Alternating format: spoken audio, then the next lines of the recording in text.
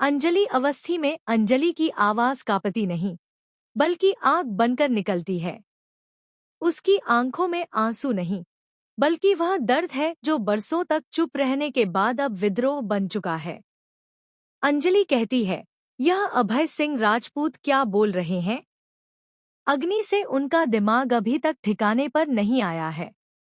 उन्हें लगता है कि एक सिंदूर और एक मंगलसूत्र बनवाकर वे मेरी जिंदगी फिर से जोड़ देंगे। उन्हें क्या पता कि मेरी जिंदगी से सिंदूर और मंगलसूत्र अमन सिंह राजपूत की चिता के साथ ही जल चुका है। अब उस राख में से सिर्फ बदला निकलेगा और इंसाफ। पूरा माहौल सन्न हो जाता है। अभय फोन के उस पार खामोश हो जाता है, क्योंकि उसे पहली बार एहसास होता है कि अंजलि अब सिर्फ एक औरत नहीं, बल्कि तूफान बन चुकी है। उसी वक्त जेल के अंधेरे कोने में एक कली सलाखों के पीछे खड़ी मुस्कुराती है। वह खुद से बुदबुदाती है, कोई अगर इसे मेरी जिद समझे या प्यार, तो समझ ले। लेकिन अगर वेद बाबू मेरे नहीं हुए, तो किसी के भी नहीं होंगे। मैं लड़ूंगी और इस बार हार किसी की नहीं होगी। सिर्फ लाशें गिरेंगी। बस्ती के बीचों बीच अंजलि खड़ी है। उसके सामने दामोदर मजूमदार, जिसकी आंखों में डर नहीं, बल्कि हिंसा पलती है। अंजलि बिना पलक झपकाए उसकी आंखों में देखती है।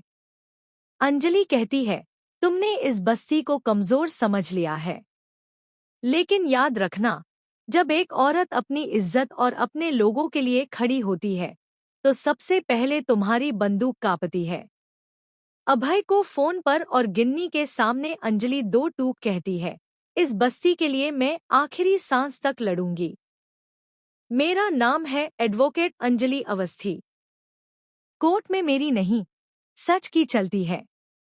फिर वह हल्की सी चुटकी बजाकर तंज कसती है, सुनिए होने वाले जीजा।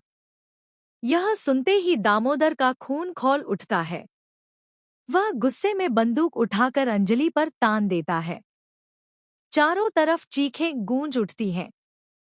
लेकिन तभी गिन्नी आगे बढ़कर उसका हाथ पकड़ लेती है। नहीं दामोदर, गिन्नी ठंडी आवाज में कहती है, इसे अभी मरना नहीं चाहिए। इसे मरने से पहले टूटना चाहिए। फिर गिन्नी बस्ती वालों की तरफ मुड़ती है। उसकी आवाज में जहर घुला होता है। सुनिए बस्ती वालों, गिन्नी ऐलान करती है, मैं आपको 72 घंटे दे रही हूं। अगर इस वक्त तक यह बस्ती खाली नहीं हुई, तो यहाँ लाशों का ढेर लग जाएगा। शायद आप लोग पहचानते नहीं, यह दामोदर मज